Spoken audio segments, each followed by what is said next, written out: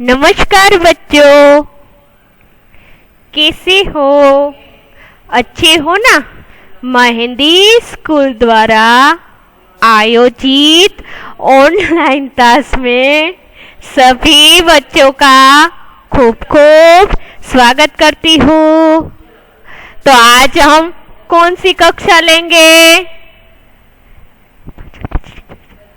आज हम कौन सी कक्षा लेंगे बच्चों?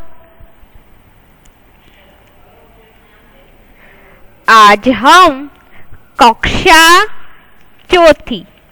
कौन सी कक्षा लेंगे? कक्षा चौथी। और कौन सा विषय लेंगे आज? हिंदी।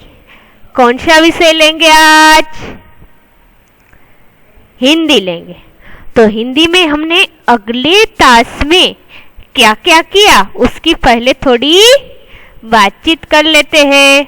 तो हमने अगले तास में कोष्टक से उचित शब्द चुनकर खाली जगह भरिए, यह ली थी। फिर उदाहरण के अनुसार वाक्य लिखिए, यह भी ली थी। और आज हम प्रश्न हमारा छठा, सातवां और आठवां है वह देखेंगे। देखना है ना सभी बच्चों को? तो चलो देखते हैं। पुनरावर्तन दूसरा। आगे बढ़ने से पहले हम क्या करेंगे? तो हम एक अच्छे सुविचार पहले पढ़ेंगे। क्या पढ़ेंगे बच्चों? पुनरावर्तन आगे का करने से पहले हमें अच्छा सा सुविचार लेंगे। क्या लेंगे? सुविचार। तो सुविचार में देखिए, यहाँ पर लिखा है कि हम जो दूसरों को देते हैं वह हमारे पास ही लौटकर आता है, चाहे वह इज्जत हो, सम्मान हो या फिर धोखा। तो यह सुविचार के माध्यम से आपके जीवन में भी आपको ग्रहण करना है। यह सुविचार के माध्यम से यहाँ पर कहा गया है कि हम जो दूसरों को देते हैं वह हमारे पास ही लौट कर आता है। हम जिसके साथ जैसा व्यवहार करें वैसा ही हमें क्या होता है? तो कि आपस में हमें उसके सामने वैसा ही व्यवहार पाते हैं। हम जिस प्रकार छोटों को प्यार करेंगे तो हमें सामने से प्यार ही मिलेगा।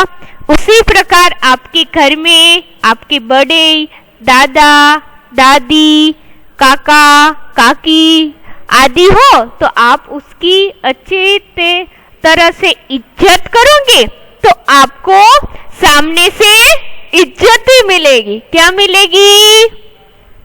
इज्जत मिलेगी। तो यह सुविचार के माध्यम से आप अच्छी तरह से समझ गए होगे ना? तो चलो आगे बढ़ते हैं। हम आगे है हमारा पुनरावर्तन। क्या है? पुनरावर्तन। तो पुनरावर्तन में लिखा है कि नीचे दिए गए वाक्यों के सामने कहानी की घटना का सही क्रम लिखिए।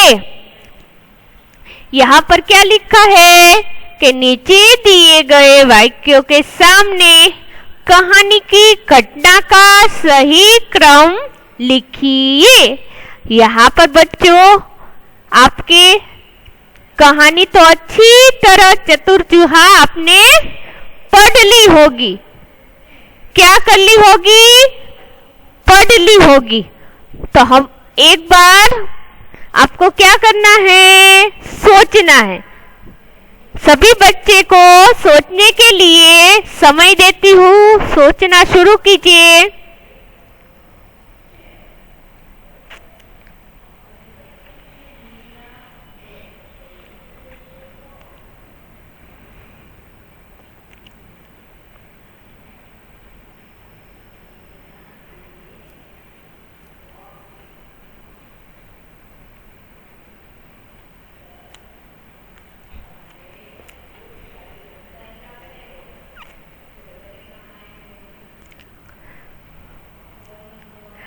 सोच लिया सभी बच्चों ने?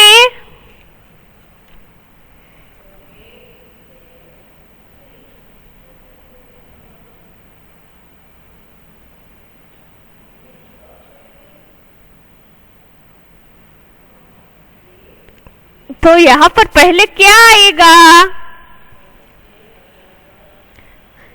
तो कहानी में पहले चूहे की थी। किसकी कहानी थी बच्चों? चूहे की थी। तो पहले क्या होता है कि चूहा है वह रास्ते पर जा रहा था।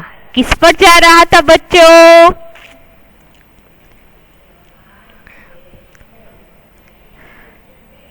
चूहा रास्ते पर जा रहा था। कहाँ जा रहा था?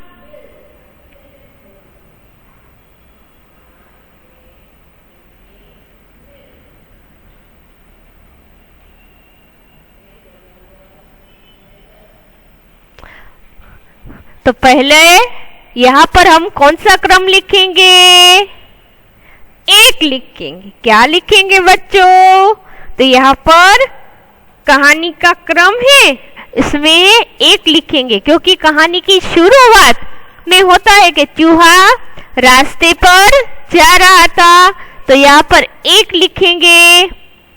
दूसरा क्या होता है?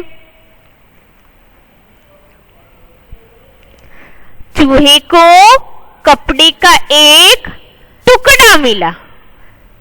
चूहा रास्ते पे जा रहा था और चूहे को रास्ते में क्या मिला? एक कपड़े का टुकड़ा मिला। क्या मिला? एक कपड़े का टुकड़ा मिला। तो यहाँ पर कौन सा क्रम आएगा? दूसरा आएगा। कौन सा आएगा? दूसरा क्रम आएगा। उसी प्रकार तीसरा क्रम यहां पर आपको सोचना है। आगे क्या होता है कहानी में? सोचो तो बच्चों।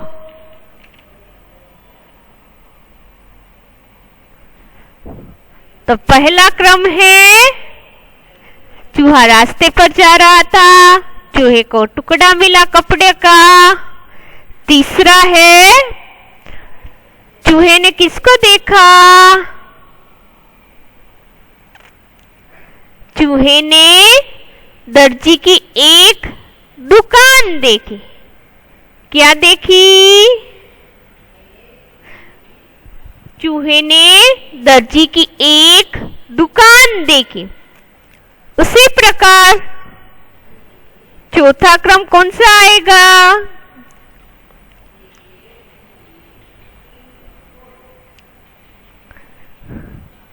चौथा क्रम यह आएगा कि चूहे ने दर्जी से टोपी सीने के लिए कहा। चूहा पहले दर्जी की दुकान पे गया तीसरे क्रम में, और यहाँ पर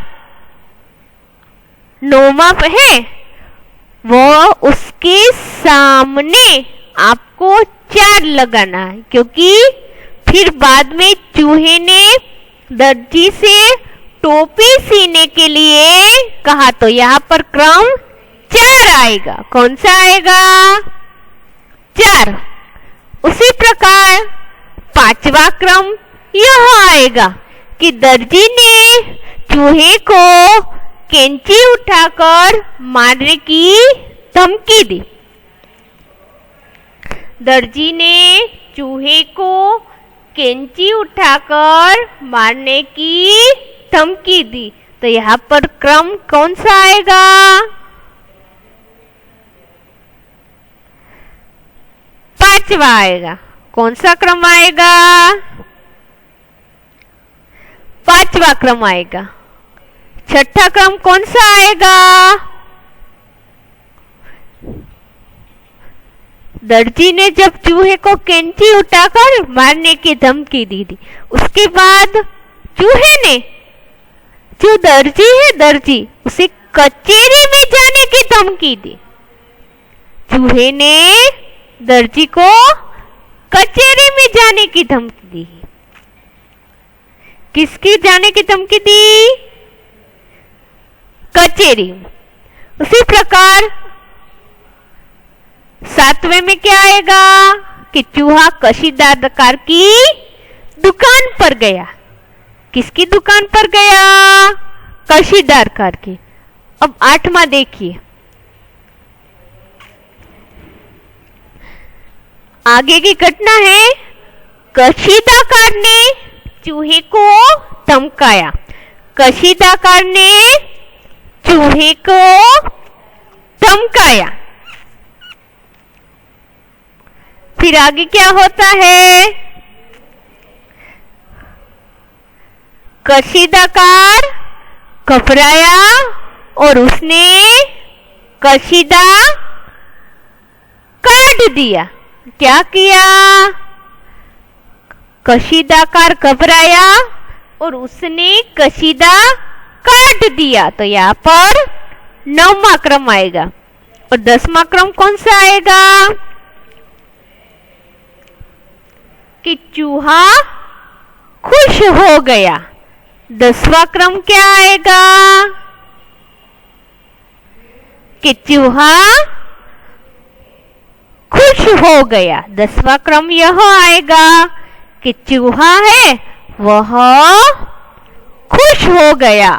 आखिरी में चूहा ने की जो भी बात थी वह मान ली, इसलिए चूहा है वह खुश हो गया। उसी प्रकार कहानी में यह देखिए, ये है हमारे क्रम। कहानी के 1 से लेकर 10 की घटना के क्रम एक बार देख लो सभी बच्चे।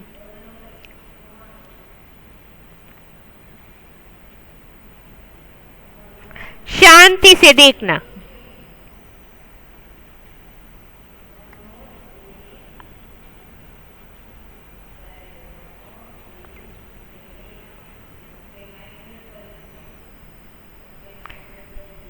देख लिया सभी बच्चों ने?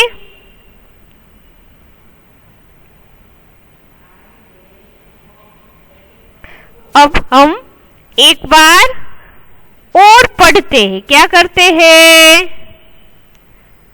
पढ़ते हैं। यहाँ पर लिखा है, पहला क्रम है चूहा रास्ते पर जा रहा था। दूसरा क्रम है चूहे को कपड़े का टुकड़ा मिला। चूहे को क्या मिला?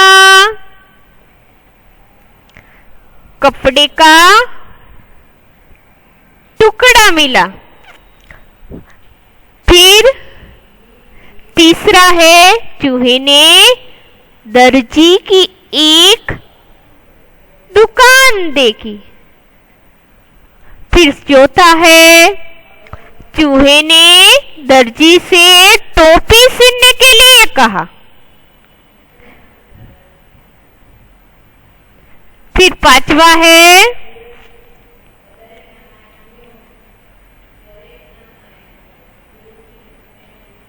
कि दर्जी ने चूहे को कैंची उठाकर मारने की धमकी दी।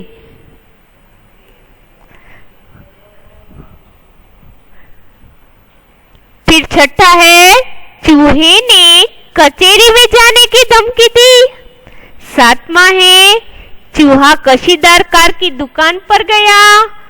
और आठवां है कशीदाकार ने चूहे को धमकाया। और नौवां है कशीदाकार घबराया और उसने कशीदा काट लिया। और 10वां है चूहा खुश हो गया। तो यह कहानी के क्रम है, आपको लिखने हैं। सभी को अच्छी तरह से समझ में आ चुका होगा। अब आगे बढ़ते हैं। आगे ध्यान से देखिए।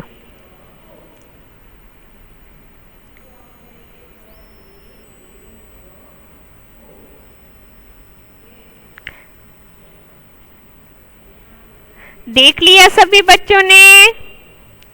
तो यहाँ पर क्या लिखा है?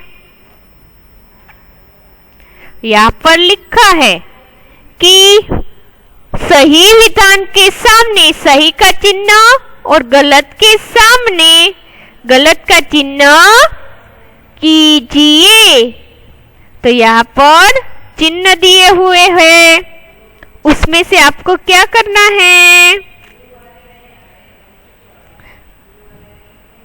यहाँ पर लिखिए, हाथ पहला जो विधान है उसमें लिखा है कि हाथी की सूंड छोटी होती है। हाथी की सूंड कैसी होती है? छोटी होती है। उसी प्रकार यहाँ पर यह गलत विधान आएगा। दूसरा है, हाथी ने एक दांत होते, तो यह भी गलत आएगा। फिर तीसरा है, बुढ़िया शहर में रहती है, तो यह गलत आएगा। पहला गलत, दूसरा गलत और तीसरा भी गलत। आगे देखिए,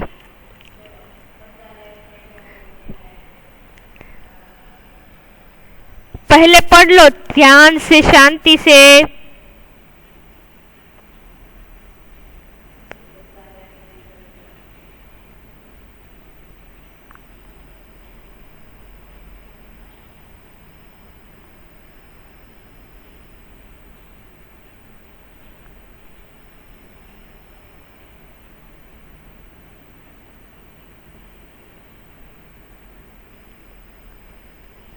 पढ़ लिया सभी ने?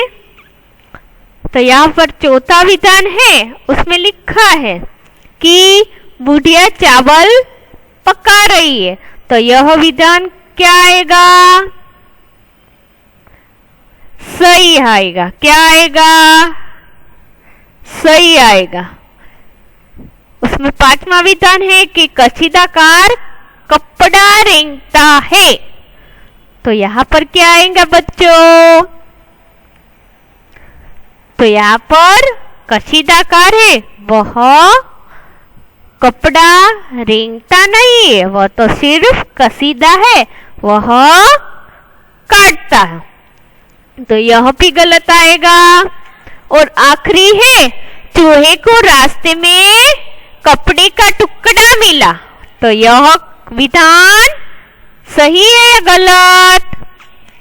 सही है। तो यहाँ पर चौथे में सही विधान, पांचवे में गलत और छठे में सही। आगे देखिए,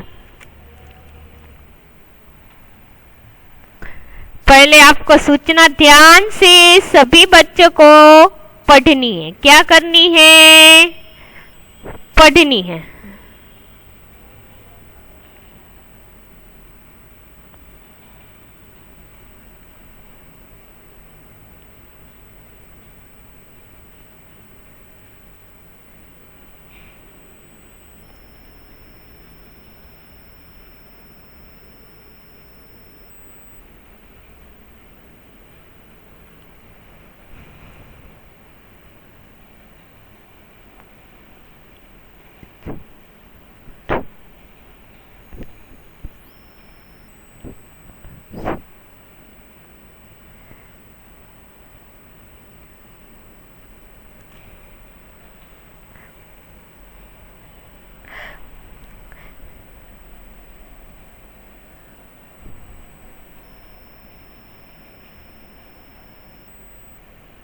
पढ़ ली सभी ने? Very good. यहाँ पर क्या लिखा है कि निम्नलिखित प्रश्नों के उत्तर लिखिए। यहाँ पर क्या लिखा है बच्चों? कि निम्नलिखित प्रश्नों के उत्तर लिखिए। तो यहाँ पर प्रश्नों के उत्तर आपको क्या करना है? लिखना है। तो यहाँ पर पहला प्रश्न है, वह हमारे इकाई आधारित थी, जो हमने पहले समझाई थी ना, उसके आधारित थी। यहाँ पर इकाई में पहला प्रश्न हमने हाथी की इकाई, और चतुर चूहा आदि हमने जो इकाई थे उसके अंदर के प्रश्न ही यहाँ पर लिए गए हैं ताकि आपको अच्छी तरह से उसका पुनरावर्तन हो। यहाँ पर पहला प्रश्न देखिए कि हाथी पानी कहाँ डालता है, क्यों? सभी बच्चों को सोचना है।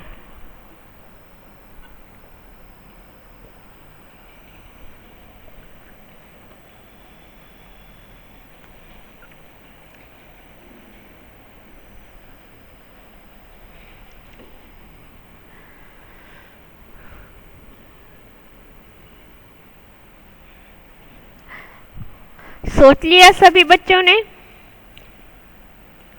तो हाथी पानी कहाँ डालता है, क्यों? तो यहाँ पर उसका उत्तर है कि हाथी पानी अपने ऊपर डालता है क्योंकि वह नहाना चाहता है। हाथी क्या करता है? नहाना चाहता है। तो उसका उत्तर होगा कि हाथी पानी अपने ऊपर डालता है क्योंकि वह नहाना चाहता है। दूसरा प्रश्न देखिए, जंगल में बाघ के अलावा कौन से प्राणी रहते हैं? सभी को सोचना है बच्चों।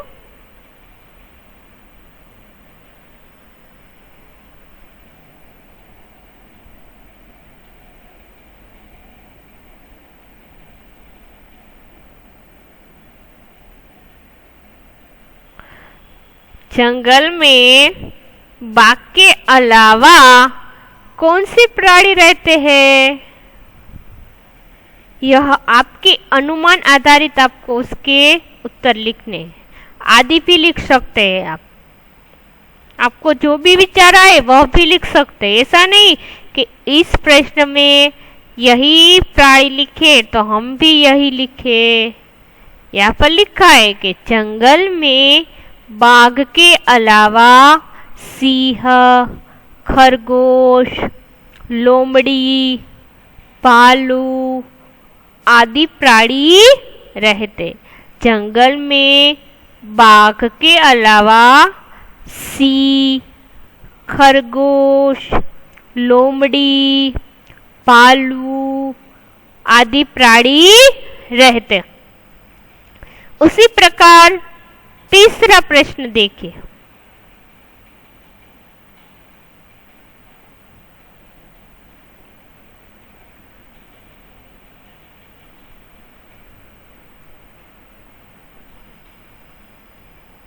तीसरा है बुढ़िया क्यों झुंझला रही? बुढ़िया क्यों झुंझला रही है?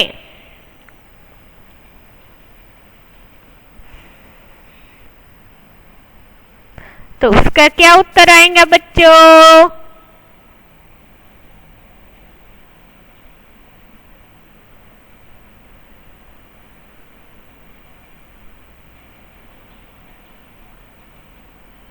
उसका उत्तर आएगा चूल्हे पर पानी टपकने से बुढ़िया मन ही मन झुंझला रही है। बुढ़िया क्यों झुंझला रही है?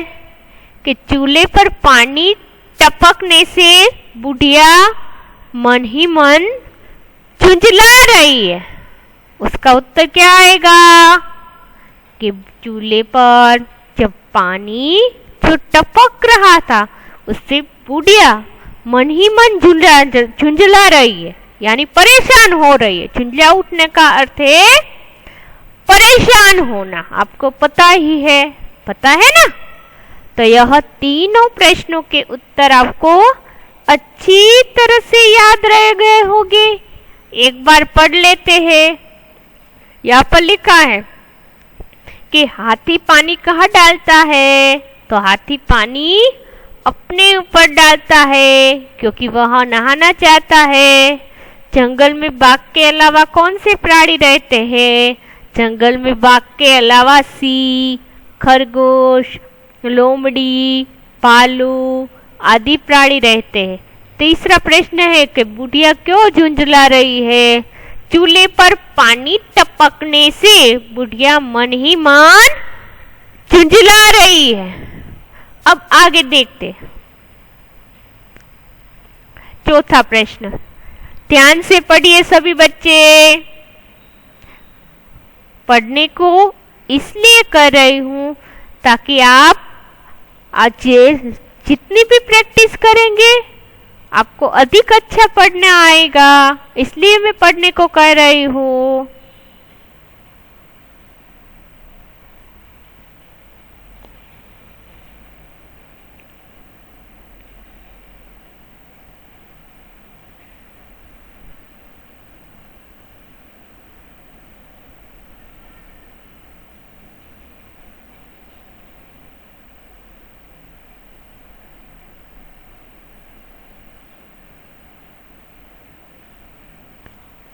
पढ़ लिया सभी बच्चों ने? तो यहाँ पर लिखा है कि आपने कहाँ कहाँ चूल्हे देखे। आपने कहाँ कहाँ चूल्हे देखे। तो यहाँ पर लिखा है कि मैंने घर में, बगीचे में और सर्कल में चूल्हे देखे। तो आपको उसके क्या उत्तर लिखना है कि आपने जिस जगह चूल्हे देखे हैं वह जगह का नाम लिखना है। क्या लिखना है?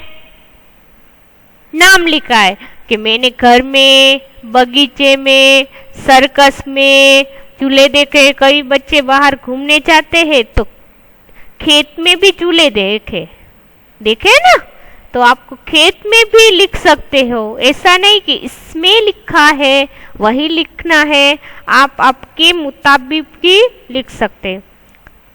फिर पांचवा प्रश्न है, चूहा कपड़ा लेकर पहले किसके पास गया?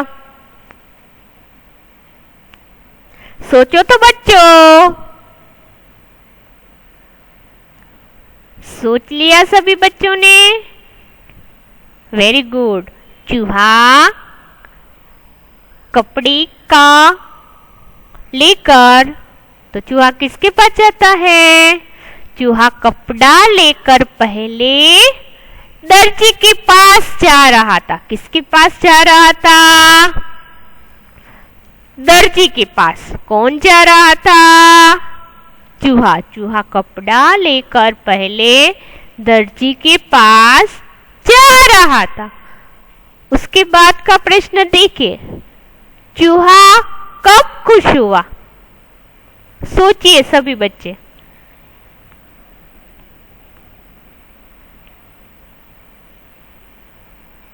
सोच लिया? यहाँ पर लिखा है कि टोपी के ऊपर अच्छा कशीदा काटा हुआ देखकर चूहा खुश हुआ। उसकी जो टोपी जो दर्जी ने बनाई थी उस पर अच्छा कशीदा काटा हुआ देखकर चूहा खुश हुआ। उसी प्रकार हमारे प्रश्न यहाँ पर पूर्ण होते हैं। एक बार और पढ़ लेते हैं। आपने कहाँ कहाँ चूल्हे देखे? तो मैंने घर में, बगीचे में, सर्कस में चूल्हे देखे हैं। चूहा कपड़ा लेकर किसके पास गया? चूहा कपड़ा लेकर दर्जी के पास गया। चूहा कब खुश हुआ?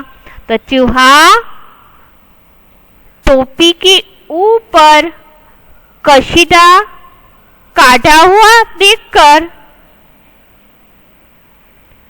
चूहा खुश हुआ। तो आपने बच्चों यह प्रश्न अच्छी तरह से मेरे साथ पढ़ लिए होंगे, समझ भी लिए होंगे, समझ लिए होंगे ना? तो सभी बच्चों का तहे दिल से धन्यवाद और आभार व्यक्त करती हूँ।